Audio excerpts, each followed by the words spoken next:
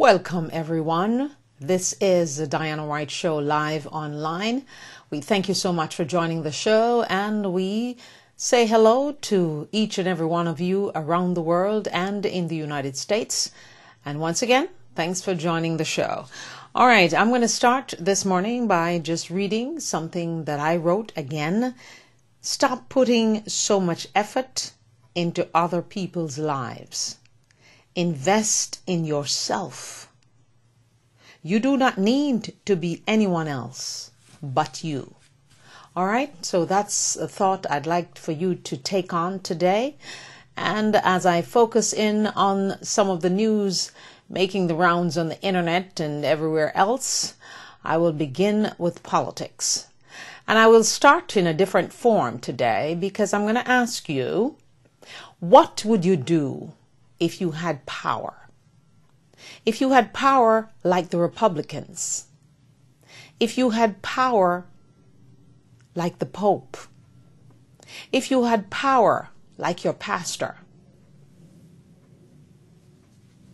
I thought today, as I listened to Bishop Jakes, I had deep thought about slavery and the Holocaust. And I wondered to myself, when you do have power, how do you use that power? Some use it to hurt others, like they did, because the people who perpetuated slavery and the Holocaust, they had power over those people. So what would you do with your power? We see that the Pope had great power over a billion people, around the world. But he chose to give up that power. So I wonder if you are indeed a powerful person. Do you take time to say thank you? Do you take time to say please? Do you ever take time or ever consider saying, I was wrong the way I hurt you? Do you take time to ask for forgiveness from others? And do you ever take time to say, I'm sorry? How about please? Please do this for me.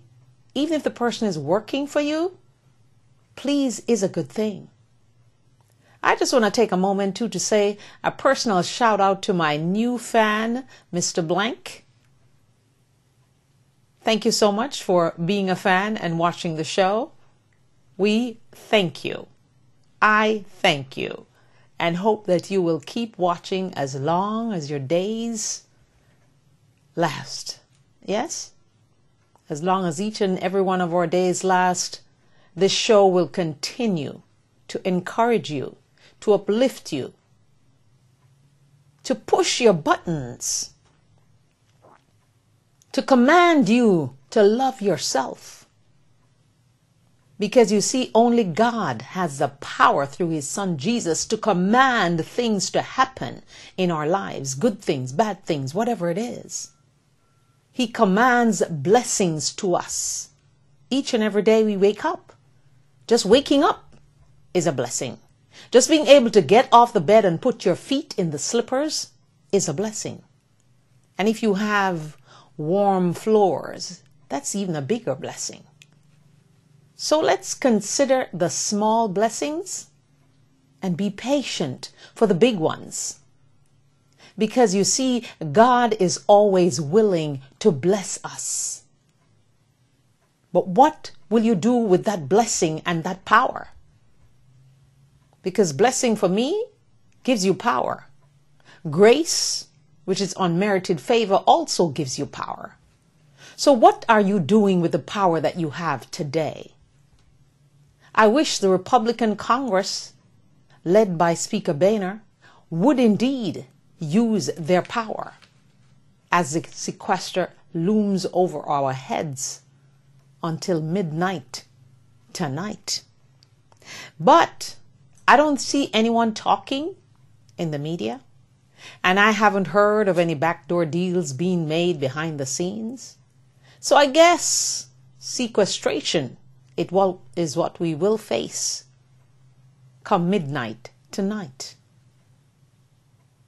So as we ponder about power and how you would use your power, I wonder how kind you would be with that power.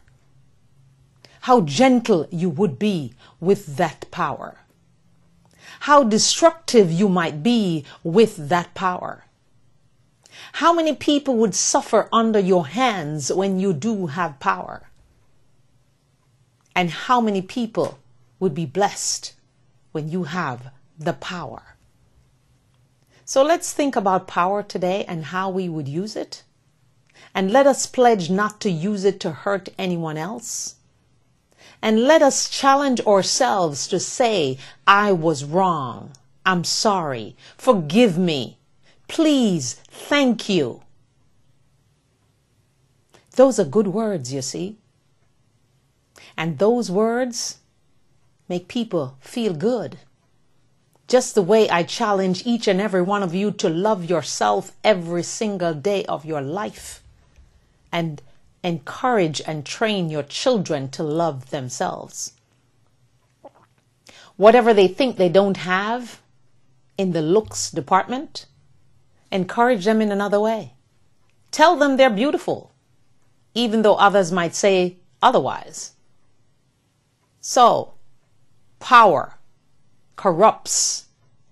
Power can do great things. Power can take advantage of other people.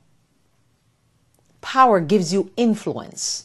So if you have that power today, I do ask that you use it for good influence, not mind control, not having people obsess over you and love you and everybody loves you and you're so happy about it.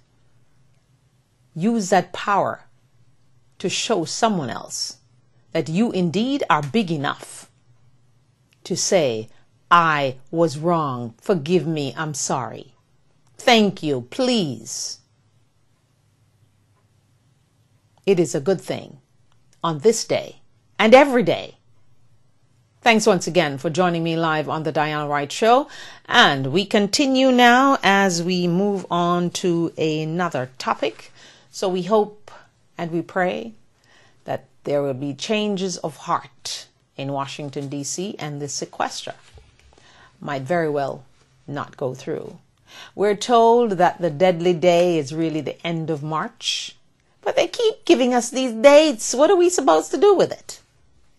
So, as we wait and we ponder and we see what happens come midnight tonight, I'm sure I will still be awake. And the panic will begin in the United States of America as the Republicans in Congress, led by Speaker Boehner, continue to take us down the road of sequestration. And just a little correction by the Commerce Department. They actually made a correction. You know, they told us the other day that the economy was in bad shape. But now, instead of being in bad shape, it is actually in growth phase. So we should be thankful for that, no matter how small the percentage, because I think it was 0.1% or something like that. But we're thankful for it, because we should be. Because you see, we should be thankful to God for each and everything that happens to us every single day. Because this is the day that the Lord has made. Let us be glad and rejoice in it. And no one bothers to go to the next line. It says, send prosperity now. We all want everything now. But see, it won't come. It will only come in God's times. So whatever your request from God is today, whatever your need is today, no matter how low you are and how tragic your devastation and your situation, God will pull you through, I promise. If you only pray, have faith, believe, that what you're praying for, you have already received it. Because the scripture says, faith is a substance of things hoped for, the evidence of things not seen. So I prefer to live in the supernatural on a daily basis, and I encourage you to do the same, because when you live in the supernatural, you know for sure that all things are possible when you believe and have faith and trust in God. So, moving right along now to a story about the Pope. This is indeed his final day, isn't it? Yes, it is.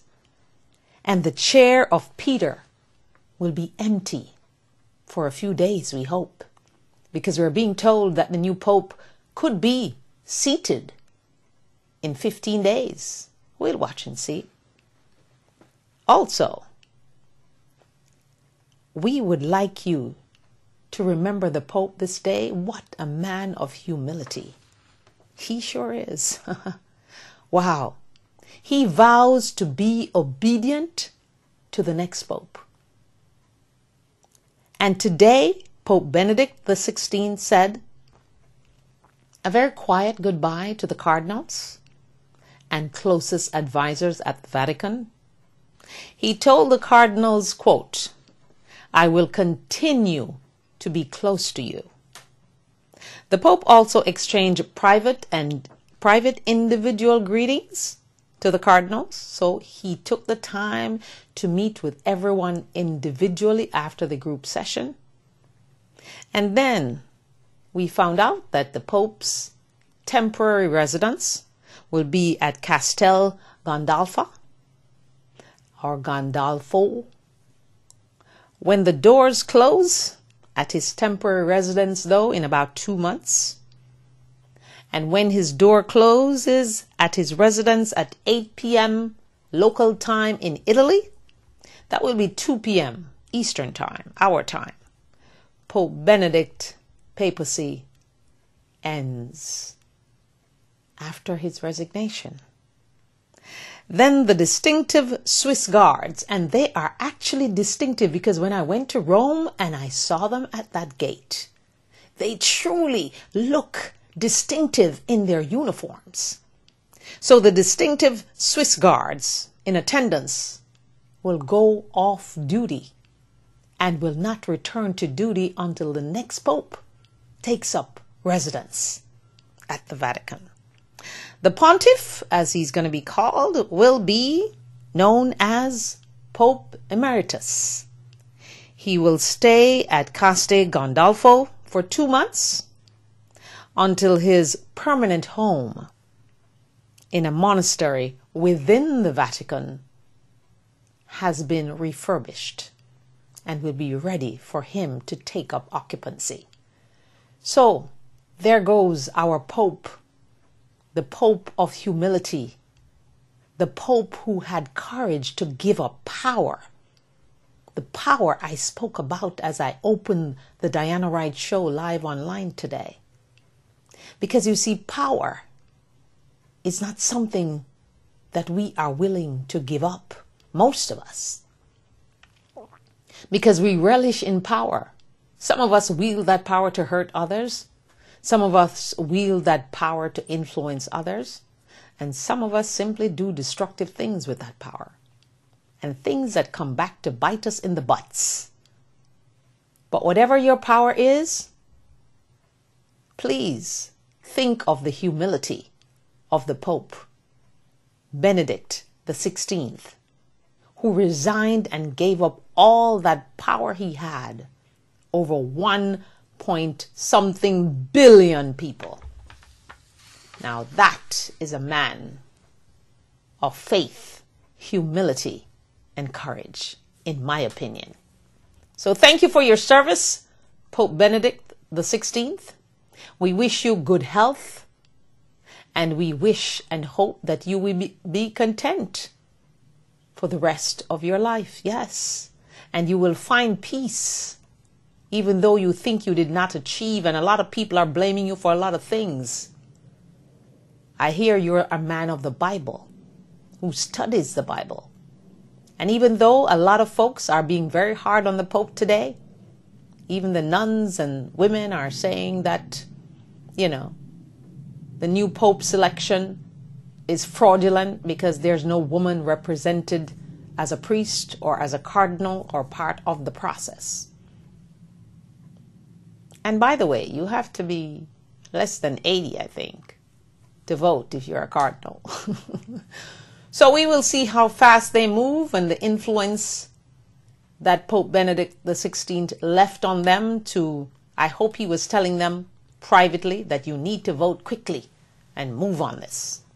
And if you happen to be a cardinal who is not well, they will find a way to get your vote. That means you can't be in attendance. So they will find a way to get your vote. So there it goes. I'm sure tomorrow we'll hear some other news about what's coming out of the Vatican. And there'll be more accusations thrown around that the Pope didn't do enough. And he's covering up the sexual abuse scandal of the Catholic Church, including Cardinal Keith O'Brien, who just happened to not be going because he resigned and his resignation was accepted by Pope Benedict. So as a Catholic Church itself, as a body, continue to look inside themselves and try to fix what is wrong with the Catholic Church.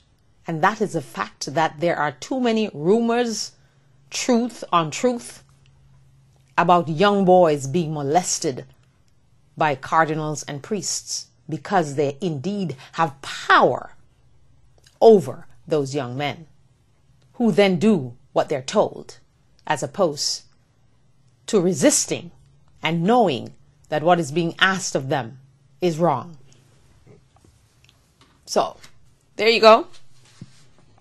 We're going to move now to some news from Brazil, which is actually not so good news because in Brazil, there is a dengue fever outbreak. I had that thing when I was a kid. That is not easy. It is just make you feel horrible. I did have dengue fever when I was a kid, and I try to scull out and go to school anyway with that dengue fever because I love school so much. I truly did. And then when the teachers realized I was ill, they called my mom and said, you need to come and get her. She is sick. Because even when I was sick, I was just going to school. Because that's a place I had my enjoyment. Because as an only child, you have no one else to play with, you see. So school was a place that I had my fun, including my studies, yes. So I actually went to school with dengue fever and had to be sent home with dengue fever. It's not a nice thing. So Brazil has an outbreak of dengue fever. 33 people have already died from the virus. Yeah, it's a flu-like virus. They're calling it a flu-like disease in the first 7 weeks of 2013, compared to 41 cases in all of 2012. That means more than 200,000 people in Brazil were infected with dengue fever in the first 7 weeks of 2013, compared to 70,000 in the same period in 2012. That's an outbreak. I would not want to be going to Brazil right now or be there so I can be scared that I'm going to get it again. Even though they say when you have it once, you are not likely to get it again. So we hope that lots of folks in Brazil have had it already and won't get it again, and hope that the tourists that are there, they won't bring it home to us. Okay? So, alrighty. And as I move from that, I want to tell you about 10 states in the United States of America where rare and exotic diseases lurk to attack you. And that includes dengue fever somewhere. I'll get to it in a minute. So we start off in Texas. In Texas, Texas is hardest hit with West Nile virus. So if you're going to Texas, moving to Texas, living in Texas, you need to know to protect yourself from the virus. They're hardest hit every year. Louisiana. Now, this one really, really, really shocked me. So this is my wow moment for this day. 150 cases of leprosy. And did you know that leprosy is also found in California, my favorite state, along with Georgia? But forget about my favorite states right now. Also, California and Hawaii has many cases of leprosy. And of course, you know, they're kind of contributing that to the travels of people from Asia. Wow. Did you know that leprosy is a thing in California, Hawaii, and Louisiana? Who knew? I didn't know. Did you? Well, I'm letting you know just in case you plan to go to any of those three places. The possibility lurks in the woods. Oklahoma. Now, Oklahoma has a problem with ticks that carry bacteria. So, stay away from the woods. How about that? Now, see, I don't do dirt. I was giving my girlfriend, Novelet, the joke yesterday that my neighbor got very upset with me because I said, you know, I'll take care of the inside of the house and I'll decorate and I'll do all those wonderful things, make sure everything is perfect on the inside. But I just don't do dirt. I don't like my fingers to get dirty, or anything for that matter. Dirt upsets me.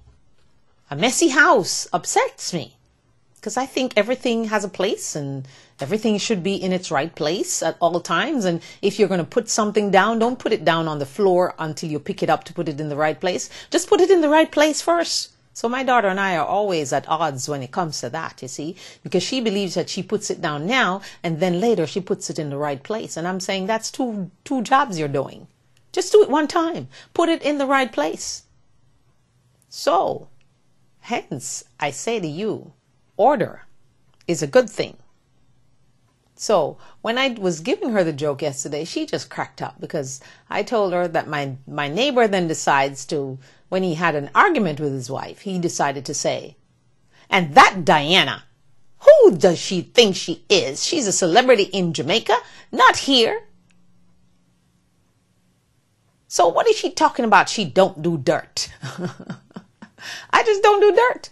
I don't like gardening and any of those things. Sorry for all the wonderful gardeners around the world and in the United States. I don't like gardening. Give me inside to decorate and send me to buy stuff to fill it up. Give me inside to take care of and keep it clean and spanking and everything is in its place. Now that's me. Miss Organization. I try my best. Well, you won't succeed all the time with your children, but, you know, eventually they'll get it when they have their own house. I told my daughter, if you have your own house and you're going to be leaving things all over the place, you won't see me. I won't be there. All right. My husband is a neat freak also too, so don't think I'm the only crazy. But he loves outside and he loves to do work in the yard and that kind of stuff, mowing the grass. I won't even go and walk in the grass. No. I'm sorry. No. Give me the pavement and I'm good.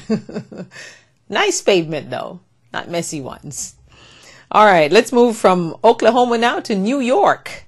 And New York, about 24 cases of measles, mumps, and rubella.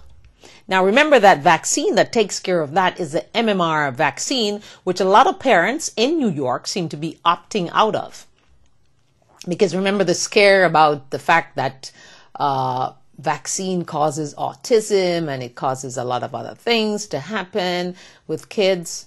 Yes. So New York is getting quite a bit of measles, rubella, and mumps. And believe it or not, I had mumps when I was in my 40s. Okay? And my doctor goes, because I kept wondering what is going on with me. My glands are swollen, my jaws are fat and all that kind of stuff. So, okay. I looked at it for a day and then I went to the doctor. And at the time, my doctor was Basil Mangra. in Fort Lauderdale, and he said to me, "Oh, it's simple. You have mumps." And I was like, "What? Mumps? I'm an old lady." How do I have mumps in my 40s? But I did. I had mumps in my 40s. So even though I don't do dirt, you see, I got mumps anyway. And everyone laughed at me. You know, my husband, my mom, my daughter, everybody laughed at me and had treated me like I had the plague or something, which we're going to get to, because there's actually the plague at some place in the United States that has diseases that lurk around that are dangerous. All right. Moving to, okay, New Mexico. That's exactly where it is. New Mexico has the plague. Who knew? So, when you're going to New Mexico, and I love New Mexico, just nice, different from all other states. It has its own little thing going on. But yes, you can get the plague actually in New Mexico. So, they call it the scourge plague. Yes. And if you go to Massachusetts, guess what's lurking in the background in Massachusetts? It's called babesiosis. That's a bite that you get from a rodent tick. And you know those places have a lot of trees and greenery and beauty and all of that. But it's possible for you to get babesiosis in Massachusetts as we speak. Then there's Florida, of course. What else? All the mosquitoes in Florida that I just hate. We should not hate the mosquitoes, though, because God put them here for a reason. What is the reason for mosquitoes? Please let me know. Because they cause malaria and also dengue fever. Because you can get that dengue fever from a bite from one of those wicked mosquitoes. So I have a feeling I got bit by one of those wicked mosquitoes in Jamaica when I had dengue fever. So if you see the mosquitoes lurking around, my friends, stay away from mosquitoes. You will get malaria and dengue fever. Not a good thing. All right. In Delaware, the culprit in Delaware is Lyme disease. Now that one seems to create a whole lot, a host of problems, scars on your skin, and just horrible.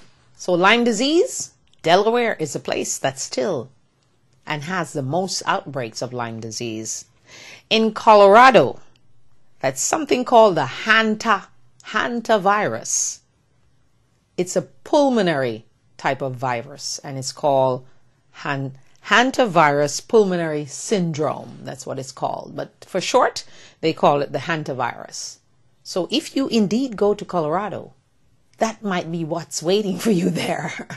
You might just escape it because, you know, you are taken care of.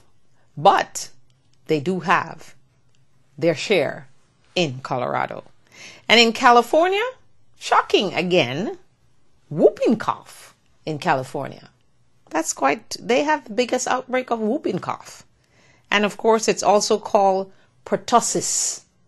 That's the other name for whooping cough. Pertussis. So if you're going to any of these places, it's a possibility that there are those rare and exotic diseases that all the vaccines we took that gave us big bruises on our arms should have protected us from, but it didn't. Because I told you, I got vaccinated and I still got mumps, but very late. And look at all those, who was this that had chicken pox? Barbara Walters had chicken pox and she's what, 80 years old? So see, I don't know if she was vaccinated when she was younger, but I'm sure she was, because most people have been vaccinated. It's only recently that you hear mothers are opting out of vaccination because they're worried about, you know, autism and that kind of thing and other things that can affect kids. But vaccination, remember, when you're vaccinated, what they're doing is putting whatever the virus is, they're putting it into your body to see how you react to it.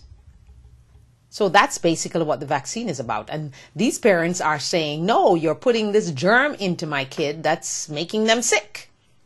or giving them something that they weren't born with or whatever. But, the jury's still out about vaccinations. I think it's saved a lot of lives.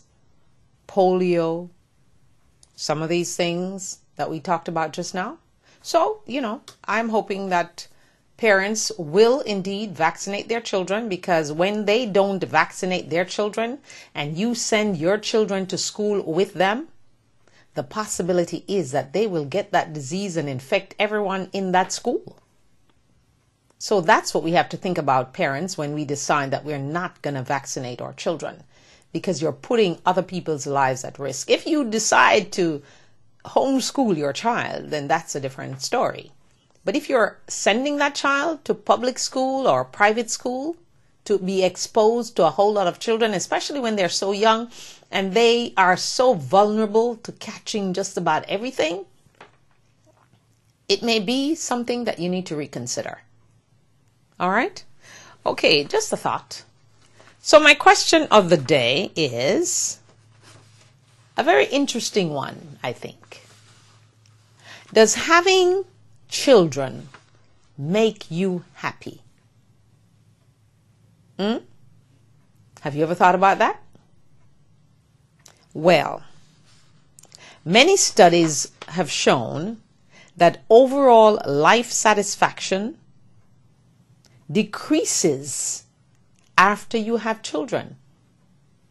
Did you hear me now? Overall life satisfaction decreases after you have children. Now I wonder why. See, children can raise your blood pressure. Children can make you feel stressed. Children can make you anxious. And children might just make you die a little faster. How about that? But anyway, Amy Moran, she's a licensed clinical social worker, and she says this, and I'm quoting her now. The few moments of pure joy parents receive when their children are extra cute seems to be what makes parents go on to have more children.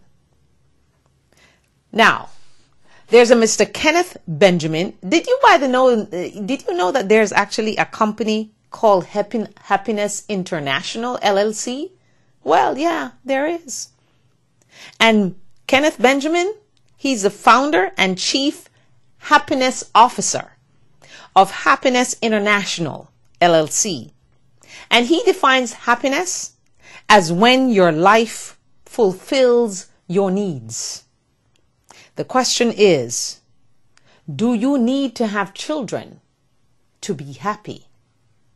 If you're describing happiness in the way that Kenneth Benjamin, founder and chief happiness officer of Happiness International,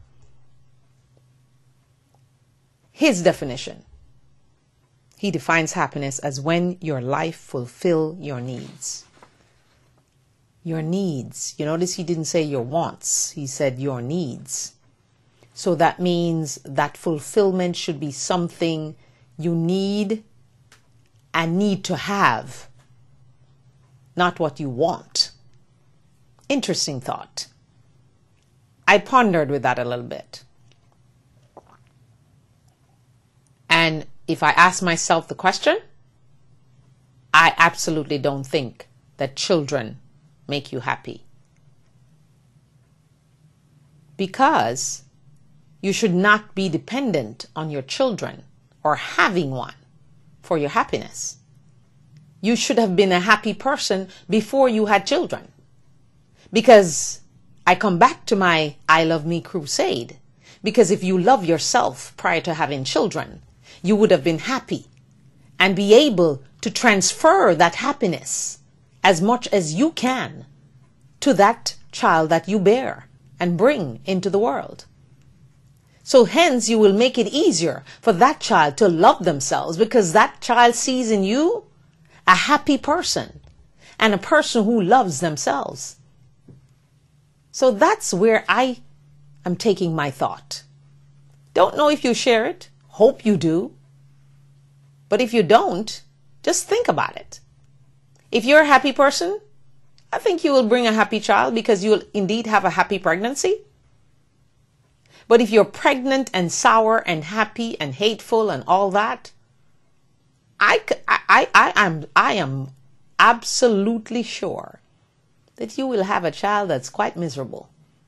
Because I believe that whatever you feed into that child when you are going through your 9 months of huge stomach, huge belly,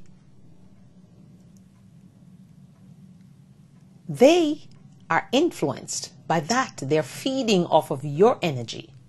They're feeding off of your spirituality. And they're feeding off your thoughts. So that's the reason I think they used to say that when you're pregnant and you hate someone, especially if it's the person that you're pregnant with a child for, that child normally comes out looking exactly like that person that you hate. So be careful, ladies who are out there around the world and in the United States. If you are pregnant, please make sure you're not hating anyone, but you're just giving love. Because that energy is going right into your belly, to your fetus, to come out into the world and be like that. So it takes me to wonder about young people, children, adults, people who become criminals, people who become robbers and shooters and just do bad things. I wonder if we go back and research their parents, what was happening with them at that time when they were pregnant with that child that is so wicked and devious and murderer and, all the bad things. I simply wonder about that and ask myself, those mothers who produce those young men and young women who are in prison for either murdering someone or robbing someone or doing something bad to someone, how does that mother feel? That's something that always puzzles me, you see. How does that mother feel? Does she blame herself? Does she feel or take responsibility for what that person did to someone else? Like if the mother of the shooter at Sandy Hook Elementary was still alive, how would people treat her? How would she explain that she could have gotten better help for her son, but just continued to live in denial when she knew that he actually needed to be in a home or have more close watch care? Are we mothers supposed to be responsible for what our children does? Maybe, to a point. But when they become adults, are they not now responsible for their own action? Aren't they now going to be the ones that will go to God and do their own praying and their own repenting and their own plead for forgiveness? How should we think about that? Mothers certainly have a great burden on their backs. But if mothers, like myself, just choose to live in the supernatural and trust God, have total, crazy, blind faith in God, I know that should make our lives much better, much easier, much more bearable. Because you see, when you raise your child and they then become an undesirable, or they become rude kids who talk to you any and any way and disrespect you, and you wonder, I felt the pain to bring that person into the world. I'm sure there are some parents out there thinking that as I speak. So I empathize with you. And I ask you to trust the only one that can actually help you. And that is God through his son Jesus. because he will look into your situation and fix it. And I'm recalling a preacher on a CD of the Brooklyn Tabernacle Choir that I listened to him. His voice is very distinctive. And when I hear him on that CD, and I thought he was so great as a pastor and everything, and then one day I was watching television and I saw that same preacher who preached so well, who has a velvet, comforting voice. And what did I see? The pastor was there giving his own testimony of his daughter who left home because of drugs. And even though they kept trying to bring her back and bring her back and bring her back, they couldn't. He failed as a pastor in his mind. But he kept on praying and praying and praying. And as he told the story, he said one night he was preaching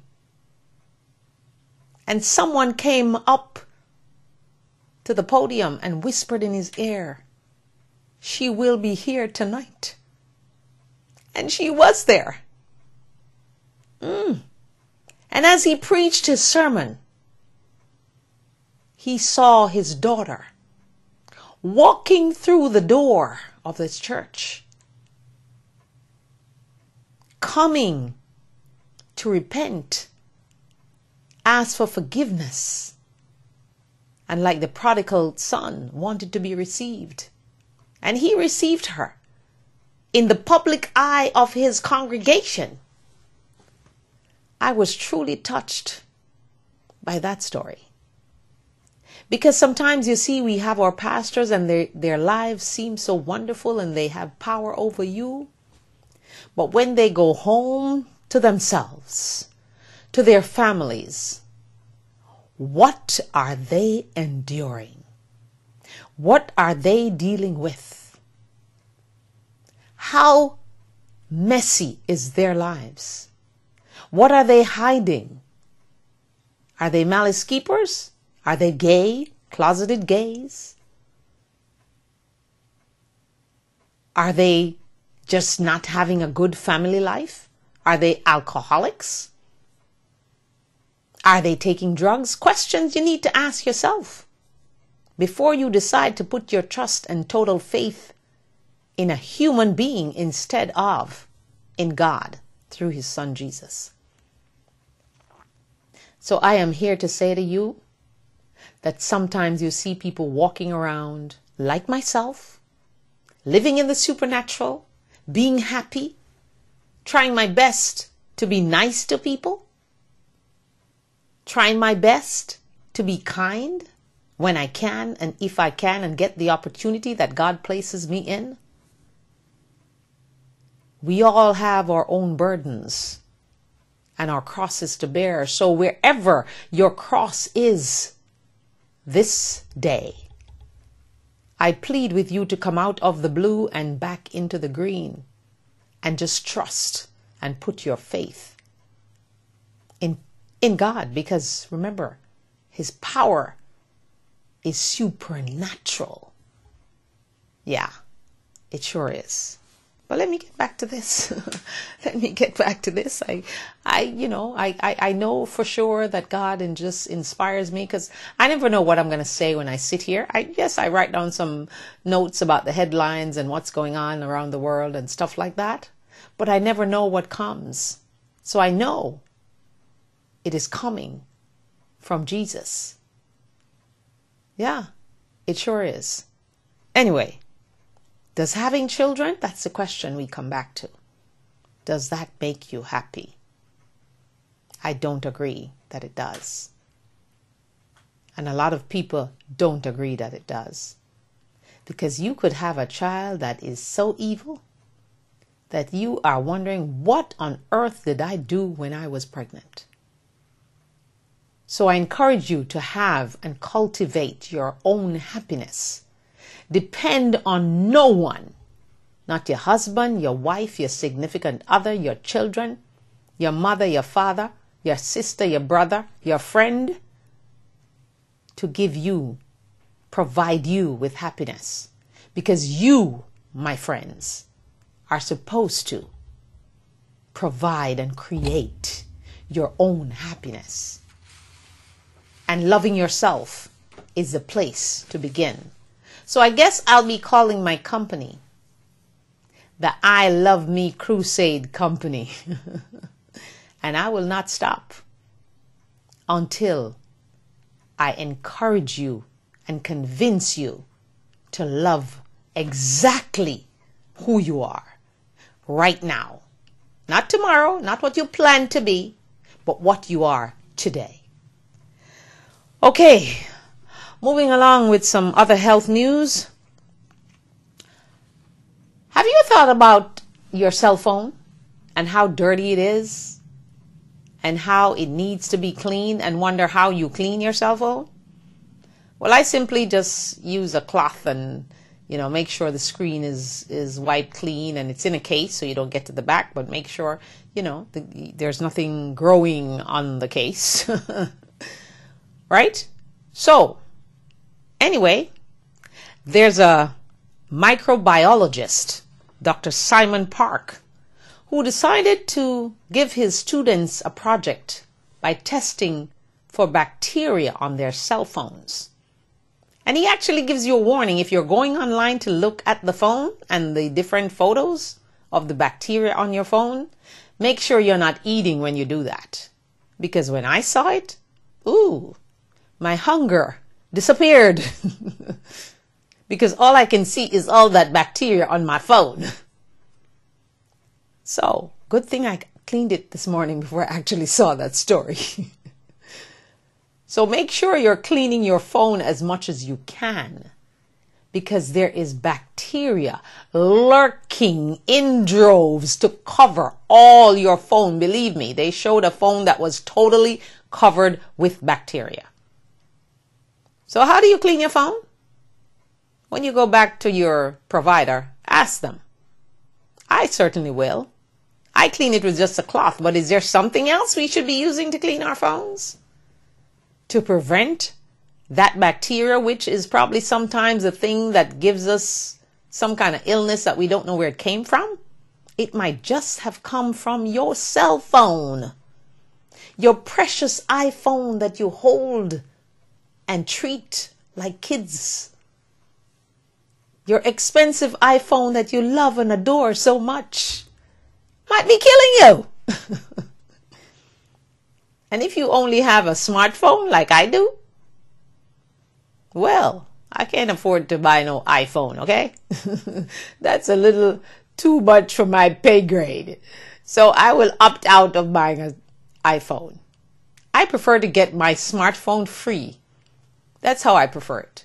So I'll wait around until they're offering some free offering for a smartphone, and I will just run for the border to get it. All right. So just keep that in mind, please, as you take up that cell phone and you look at it today. I beg you, please. Here's mine. It's right here. I'll show it to you. I don't know how to clean the part on the back. Yeah, there it is. My cell phone. I cleaned the back this morning, so it's nice and bright in the front. And I'm just wondering, it's off, so no one will be calling me now when I'm talking to you, because you are my special guest right now as you join me live from around the world and in the United States. What is your cell phone doing to your health? Please consider that today as you go about your busy day. And as we come to another story, yes, I try to find the stories that I think no one else is covering, so I can inform you, inspire you, give you some courage to do the things that you're pondering about, but you're not willing to take action. You must take action on whatever your dream or your passion is, because God is never, ever, ever going to come and just drop something in your lap that makes that passion a reality. You have to do your part, and then God will take care of the part that you have no control over. Like the universe, He will control that part. But once He sees you doing the work, I guarantee you, He will do the impossible, and he will work it with his power that is supernatural. Yeah. All right. What are some of the best jobs for your health in the United States? This could apply anywhere around the world. Software engineer, you have a nice cushy job. Did you know that? You have a nice job that will keep you healthy if you are a software engineer. And if you're a florist, they say flowers are good for your mind and your soul and your spirit. So that's a good, healthy job to have. And if you are an administrative assistant, that is actually a healthy job to have. Who knew? But the worst jobs to have, I'm sure you know them. Firefighter, start there. Police, yeah, policeman or woman. I was actually surprised about this one. A lawyer. A lawyer is one of the worst professions to take on because lawyers suffer from depression more than any other profession. Who knew? Lawyers. But they have to read all them books anyway. And all that whole lot of stuff you have to think about. And every case you go to is different. And, you know, especially when you see that wrong is being done to a child like my daughter. And you can't get what you want out of these crazy people. It has to be depressing. So yes, I see why lawyers would be depressed. When they see wrong people being wrongly accused and going to prison for something they didn't do. Yeah. Now I can see, because can you imagine you're taking that home with you? It's in your mind constantly. You're thinking about the person all the time. It takes you in the shower. It takes you in your bed. You're watching TV and your mind just drifts to that case. I could see that. Lawyers having most of the depression in terms of each profession that we choose to have. Healthcare staff. Or healthcare shift workers, they're calling them. Yeah, because you see, working on shift must be egregious. I hate it. No, don't like it. Working on shift. I think people should have a stable time where they know that's the time I go to work, whether it's morning, whether it's during the day, whether it's afternoon, whether it's night. Night I don't think I could handle because night is hard. I've actually worked nights on radio before. And, you know, you think no one is listening, but believe me, wow. When you work at nights on radio, you have millions of listeners. Because there are people who can't sleep, like to hear your voice, like to listen to your advice. And they are there. And believe me, just say something and open those phone lines and see how many calls you get when you work at nights. I was actually shocked because I didn't want to work at nights. I was like fighting against it. I don't want to do this. I have to get up out of my bed and, you know, complaining. But indeed, I enjoyed my tenure working at nights. Didn't last very long because, you know, you get really sleepy. Even though everybody thinks you have the whole day to do your stuff. No! At nights, you're supposed to be in your bed sleeping. That's what nights are made for. Sleep. So, anyway, let's continue here. So the last one was healthcare shift workers. I can see that. Service industry. And the service industry, people like salespeople in the store, the people who work at Burger King and McDonald's and those places, they're also underpaid. That even makes it worse. So I'm asking you, so when you go out today and you go and buy a burger, be extra nice to the person that's serving you. Be extra nice to the person that you go into Saks or TJ Maxx or Marshalls. Be extra nice to those people because they're underpaid and they're overworked too. And they're standing on their feet all the time. Just consider standing on your feet at a job for 8 or 12 hours. And let me know how you feel. Good juncture to remind you of the phone numbers here. 561-228-1921. That's 561-228-1921. We welcome you from around the world and in the United States to the Diana Wright Show live online.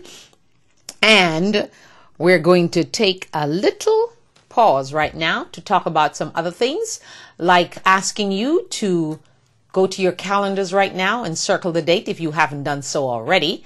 The date, April 30th. It's a National I Love Me Day, courtesy of the Diana Wright Show live online. And then I want you to go down a little further and circle October 5th. And that's the day that Novelet Gale and her foundation that she's president of, Save a Life Jamaica Foundation, will invite you to save a life. Only $20 will be what they're asking you to contribute to saving a life in Jamaica and around the world. But the event, I cannot give you the details yet because it's in the planning stage, but we want you to save the date October 5. And that's in the evening, of course. So if you are a Sabbath keeper, you will have lots of time after sundown to join in the celebration and the fundraising effort of Save a Life Jamaica Foundation, headed by President Novelet Gale.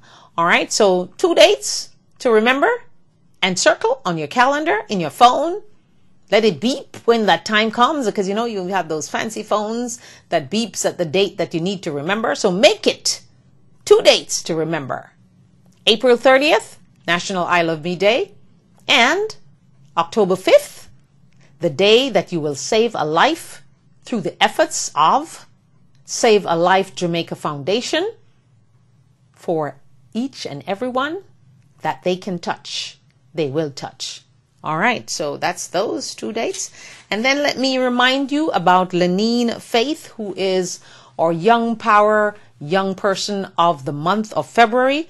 And also remember that today is the end of Black History Month.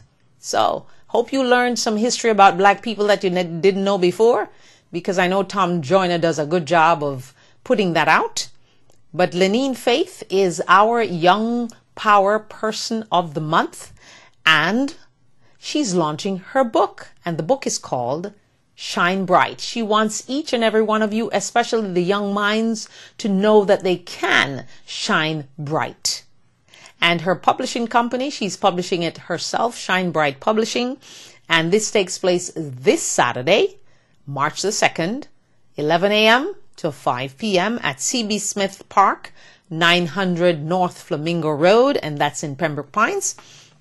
And of course, she will be doing a reading of her book at 3 times for the day, 12 noon, 2 p.m., and 4 p.m. Okay, a water break. And the book is only $9.99, so come on, support her. She's also a teacher of 4-year-olds, I think. And her website address is shinebrightkids.com. That's shinebrightkids.com. So come out and have some free food and just celebrate a life of a young person who is doing great things and is willing to also show you the process of self-publishing your own book. And she will show you how to do it for only $1,000. All right, so that's a good thing. So if you're a budding author, you're thinking of wanting to be an author, writing a book, just come on out and celebrate. The food is going to be free. Who doesn't want some free food? Yeah, come and get some free food and just celebrate Lenine Faith. She's a daughter of Nina Hart, a good friend of mine, and she has her own book. She's also an author of several books. So we want to celebrate Lenine, though. Forget about Nina right now. We want to celebrate Lenine Faith with her Shine Bright book. All right? So join us. I'll be there. Definitely. I can't tell you exactly what hour, but I'll definitely be there to join the celebration and buy a book from Miss Lenine Faith. All right? So we encourage you to join her and support her. Always support young people when they're trying to do something positive. Okay? Whether they're in their 20s, their teens, or 30s, or whatever age they are. Try to support them and give them encouragement to go on and continue to do great things. Okay, so the question again is today, are you a shopaholic? Are you? Well, if you are, You need to find another hobby. That's what the experts are saying. You need to examine your feelings. Why are you feeling that you need to go have a retail therapy session in the store and you don't have any money to pay for the clothes? You heard me. It's called retail therapy. The first day I told my mom that I went for some retail therapy, she just cracked up. She laughed. She's like, where did you get that one now? I said, well, I got it from somebody else. I don't remember who, but I did get it from someone else. So I haven't exercised any retail therapy this week because there's nothing to buy. Okay. I only buy what I need. Okay. All right. So you should do that too. Buy what you need and don't buy things because they're on sale. Being on sale doesn't mean you need it. A lot of us buy things on sale. And then when we go home, we wonder, why did I buy this? I am not one of those shoppers. I buy on sale if it's something that I was watching and the price came down to an unbelievable amount and I was not willing to pay the full price, because I never pay full price for anything called clothing. No, I don't. All right? So, I invite you, if you're a shopaholic, I'm not one. You need some help. Find another hobby. Examine your feelings. And if you can't help yourself out of being a shopaholic like Kim Kardashian, her family had to get her professional help. So maybe that's what you need today. And as I come to the close of the program, I thank you once again for joining me from around the world and in the United States, and hope you'll do it again.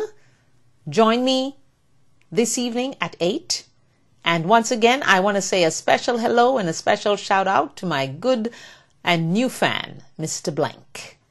And I want to take time out to say a special hello to my friend Sonia. I know she must have been watching yesterday when I almost got weak and spilled the tears, but I held them back. But I know she sensed it. And she sent me texts with bouquet of flowers and cards and kind words. And I just want to say thank you so much for caring and being a great friend. We just actually found her. I actually found her. Literally found her in TJ Maxx. There was someone lurking around me, looking at me, but didn't want to say anything. And then she was brave enough to say, "Are you Diana Wright?" I said, "Yes." But I continued my shopping because I could see her friend saying to her, let's go, leave her alone," kind of thing. But she knew that she and I were, especially my husband, because my husband used to eat at her restaurant every day when he went to work in St. Thomas. She realized that she must say something. So when I realized she was not going to say something, I turned to her and I said, "Do you want to say something to me?" And she said, "Are you married to so-and-so?" I said, "Yes."